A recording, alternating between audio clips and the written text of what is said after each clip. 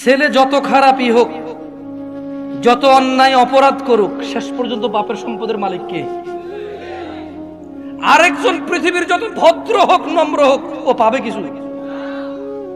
মা তার সন্তানকে যতই মারুক, শেষ পর্যন্ত শলার দাগের মধ্যে, বেতের দাগের মধ্যে তেলটা কে লাগায়?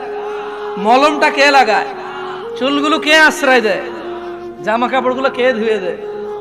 মা ধুয়ে দেয়। জ্বর হলে মাথায় জলপট্টি কে দেয়? মা দেয়। আবার এই মাই কিন্তু এক একবার খেপে গেলে শলার মুঠা ভেঙে ফেলে পৃথিবীতে, করে কিনা?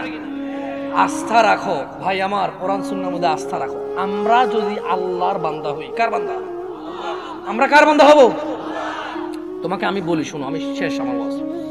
আমরা যদি আল্লাহর বান্দা হয়ে মরতে পারি, এরপরে আমরা যখন আল্লাহর সামনে যাব বিচারের মাঠে, কোরআন সুন্নাহ অনুযায়ী, তোমাকে আবার বলতেছি, তুমি যদি কোরআন পড়ো, হাদিস পড়ো, তুমি এগুলা দেখবে, এভাবে জিনিসটা বুঝতে পারবা। তুমি যখন আমরা মরবো, হিসাবের টাইম আসবে, আল্লাহর সামনে যখন আমরা উপস্থিত হব, যখন আমরা কুফরি করব না, শিরিক করব না, যখন আমরা কি করব না, কুফরি করব না, শিরিক করব না, আল্লাহর সামনে গেলে আমাদের অনেক গুনাহ যদি থাকে, এটা আল্লাহর ক্ষমতা।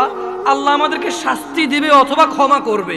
আল্লাহ আমাদের শাস্তি দিবে অথবা ক্ষমা করবে। এটা কার ইখতিয়ার? সিদ্ধান্ত কার? ধরে নাও আল্লাহ আমাদেরকে ক্ষমা করে দিয়েছে, তাহলে আল্লাহ আমাদেরকে জান্নাত দিল। কি দিল?